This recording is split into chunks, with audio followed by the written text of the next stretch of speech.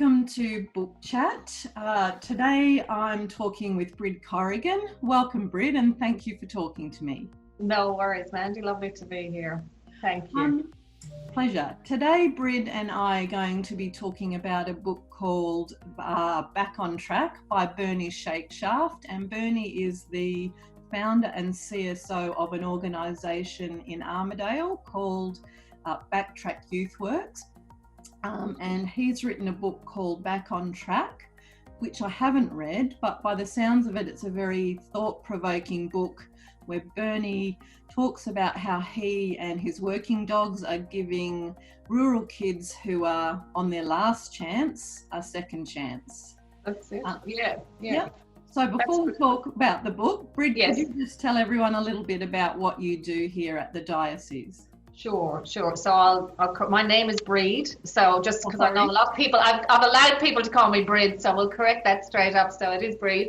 But so I look after leadership and system improvement here at the CSO, at the Catholic Schools Office, and I suppose it encompasses strategic planning and that big picture, I suppose, of school improvement. I come from a family of educators, and I came from the university prior to here, so I guess I have a real passion for education and for the power it can have to change people's lives, and particularly people who come from a disadvantaged background. And I suppose I grew up at a time when Ireland was, very high unemployment, very high numbers of young people, and I guess many young people were channeled into education. So I suppose that's what drew me to working here, and working with schools is very different to working within the university sector. Definitely. Now, I always talk to people a little bit about their reading habits, because when I ask people to do these, some people say I don't read much, and some people say reading's just a part of their life. So what is reading in your life, Brid? Yeah, it's huge. I suppose I was number 5 of 6 children, and so I wasn't read too much because we were just expected to learn to read, and it was read for yourself basically, and there was lots of little books around, and I just always loved it. I guess it's a great form of escapism, and I have a real fascination with other people's lives and how they get through this great thing that is called life, and how they cope, and particularly people from different cultures or different historical periods. So I guess I'm just an avid reader, and it's a great way for me to relax. Okay, good. Okay, so let's get into the book. Can you tell us a little bit about the type of book it is? So I guess it's a biography. It's co-written with a man called James Knight, who I guess interviewed Bernie, and it tells his story. It's got a very strong Australian flavour to it. It covers, he travelled, his life has taken him, from Sydney to Goulburn to Northern Territory to back to Armidale. So, he's well travelled, but also has met, he describes a whole range of Australian characters. So it's his life story, but it's also tells the story of a number of Australian characters that he's met that have shaped him and helped him to, I guess, lead the path that he has, and to take the journey that he has.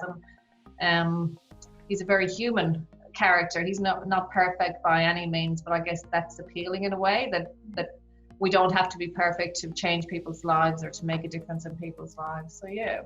So a biography in short. Yes. Okay, so do you just want to hold up the cover? I forgot to Absolutely. do that. Yes, so that's it there, Back on Track. This is him, Bernie, and this is one of the children and the dogs, I guess, that he's helping. So it definitely has that very outback Australian look to it. Yes, that laconic kind of drawly. Yes, and the hat is very Australian. Yes. So as I said, I haven't read the book, but Bernie sounds like a man with a lot of purpose and drive in his life, not someone to just sit back. So how does he manage to present a story like this in a really insightful and interesting way, rather than just a recount? What kind of captures the essence of Bernie and his passion?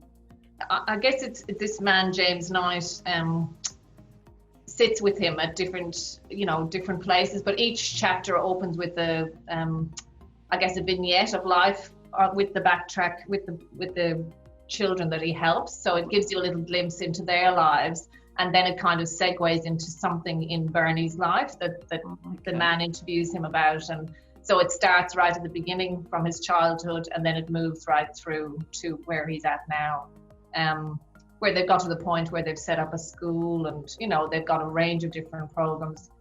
And I suppose it's a model that people would like to extend beyond Armadale. But one of the questions I think that the book raises is, can it happen? Is it so unique to this man that it's not sustainable beyond his influence? That he's quite a unique character, and quite driven.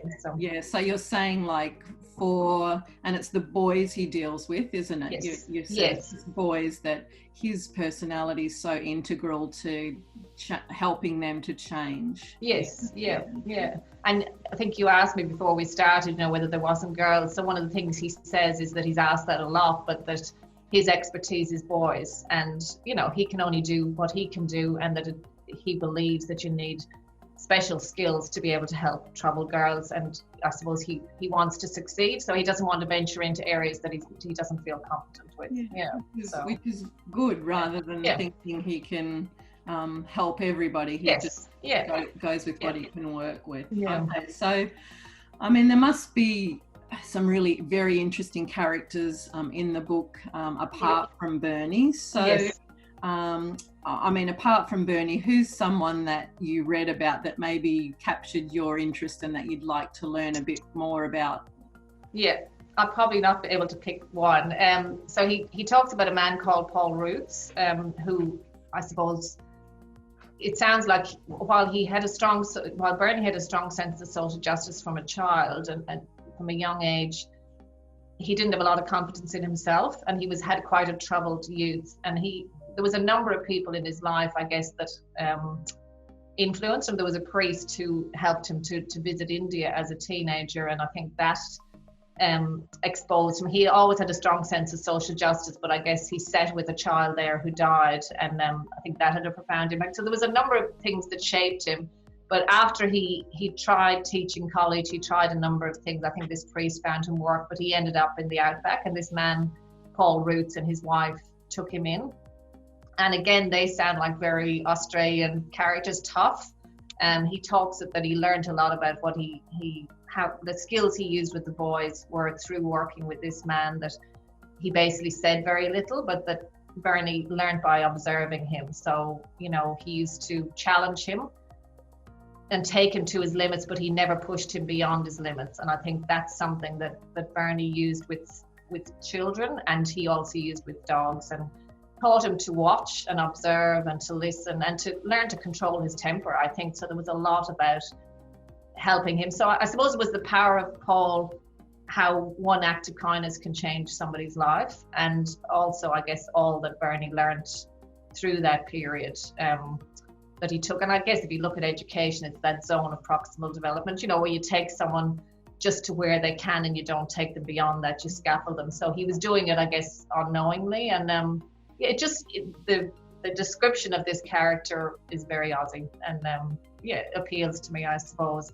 There's also a man called Jimmy Matthews who trained horses, and again, taught him to observe the horses, to prepare, get up a few hours before everyone else, get to know every horse and all its idiosyncrasies. And I think Bernie used that with children then as well, learning to observe them, learning to see what pushed their buttons or what set them off, particularly when you had really troubled youth. He talks about when you're working with young people, it's working in inches, that it's such a big job to change children at risk. And he talks about pressure on, pressure off, so you put a little bit of pressure, but then you ease up. And so I guess those two characters. And then there was a third, he's obviously got a great affinity with Indigenous people and a great respect for Indigenous people. And he took a number of jobs, some with National Parks and Wildlife and some with tracking dingoes and various jobs, but he worked with an Indigenous man called Brody. And Bernie doesn't describe himself as religious, but he's very spiritual, and he's fascinated with, they teach him how to track. And again, it's about observation, reading the tracks, feeling the energy, and how this man could tell the weight of an animal, the gender, you know, where it had been, where it was going to. And he said things that you couldn't explain humanly, but just their affinity with the land, their connection. So I guess, yeah, there was a number of characters that he described that you just thought, wow, you'd love to meet some of these people. And a real sense of, I said, Australian for me, you know, of, you know, I haven't spent a lot of time in the outback, but I'd like to. Yeah, and that connecting with those rural kids, that it's something that those rural characters can do, that maybe people who come from outside don't have that ability to connect with the kid. Oh, fascinating. So it sounds to me, I was just going to ask you, do you think this is a book that you'll kind of just put down and forget, or it'll have lessons for you and you'll take with you? It definitely sounds like it's something that in your job and in your own life, it's given you a way of looking at. I think the power of, I think we talk about know our students, and I think it's demonstrated through this. And I suppose his ability to see the good in people and to see that everybody has the power for redemption. I suppose if you want to look at it from that perspective, you know, he never gave up on someone. And I think one of the defining aspects of his program is that there's no end. So children stay as long as they need to. And, you know, I guess for children who have been dumped and moved around from program to program, you know, he could see that, you know, a year 10 welding program was very beneficial, but at the end of that, they went straight back to the life they had led before. And if they weren't secure or loved, you know, so he provides that security. And I think that's pretty rare and very difficult, I think, for any external organization to do. So I think, I think there's a lot to learn about us giving up on people and, you know, his faith in people. And as I said, he wasn't perfect. His own children struggled with him as a parent. And, you know, sometimes people who are very good at helping others, you know, aren't able to do it in their own environment. But I think he has managed to heal those relationships. And so I guess it's just one man's journey and the power of one man's journey. And I guess I love the fact that he isn't perfect. But he struggles with the same issues we all do, but he still gets up every morning and does his best.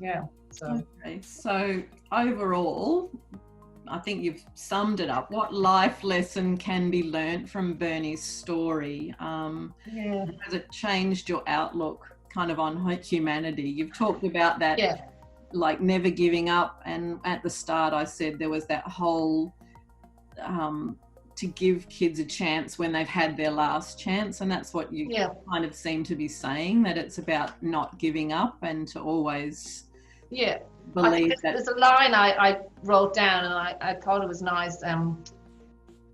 He talks about Indigenous people, about they took what they needed, not what they wanted. And then he said so much of what, this was Jim Knight writing about Bernie, said so much of what he says relates to connection between people and country, between one person and another, connection between cultures, connection between differences, and connection is a key to our future. And I guess I'm passionate about connection. I come from a small community, and I think relationships is what it's all about. So I think there are lessons for humanity, lessons from Indigenous people that I think we probably don't pay enough attention to. And I think he certainly, in the time he spent with Indigenous people, learned so much from them. And I guess the power of silence, the power of listening and observing, there's a great lesson there for us. There's another line he says, let me see, 2 ears, 2 eyes and 1 mouth. He tells the kids to use them in that ratio. So and that seems to be what you're saying to me. It's a big theme running through so much of what we read and watch now, that